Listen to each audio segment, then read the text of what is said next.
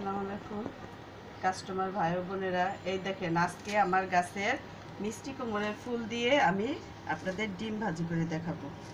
আমার মেয়ে বলতেছে মিষ্টি কুমড়োর ফুলের বড়া বানায় দিতে নাম্মু, আমাকে ডিমও ভেজে দেন। ওর সাথে গল্প করছি তো, তাই এখন ও বলছে। এই যে একটু হলুদ মরিচ, একটু লবণ, পেঁয়াজ, কাঁচামরিচ না থাকলে শুকনো মরিচ কুচি করে দিবেন, আর মিষ্টি কুমড়োর ফুল। এখন আমি এটাকে ডিমটা মাখিয়ে নেব।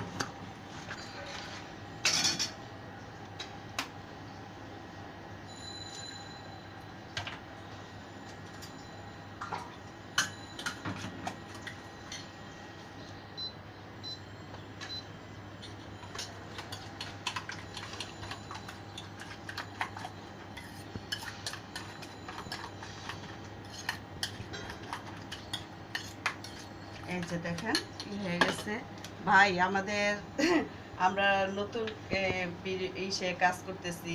আপনারা আমাদের এই ভিডিও খারাপ হলে আমাদের কিছু মনে করবেন না, ক্ষমা দৃষ্টিতে দেখবেন। আর যদি আপনাদের আমাদের ভিডিও ভালো লাগে কি খারাপ লাগে আপনারা জানালে আমরা খুব খুশি হব। আর আরেকটা কথা, আমাদের দোকানে আমাদের বিশেষ করে আমাদের হচ্ছে আমাদের দোকানের নামটা প্রচার করার। আমাদের দোকানের নাম হচ্ছে, আপনাদের আরেকবার বলে দিচ্ছি, আমাদের দোকানের নাম অর্কিড টেলার্স। আমাদের দোকানের আসার ঠিকানাটা হচ্ছে আপনার এলিফেন্ট রোড, বাটা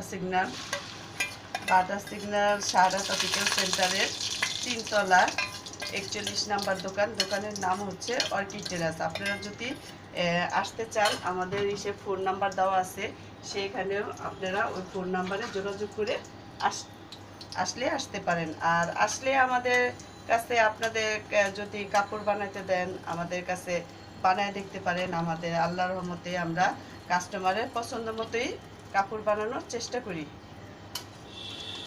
আর কে কে মিষ্টি কুমড়োর ফুল দিয়ে বড়া বানিয়ে মানে বড়া তারপরে ডিম ভাজি করে খেয়েছেন সেটা তো আমি জানি না। তারপর আপনারা এইভাবে কেউ খেয়েছেন কি না সেটা আমাকে জানালে ভালো লাগতো। আর আমার ডিম ভাজাটা কেমন হয় সেটাও যদি বলেন। এই যে আমার ডিম ভাজা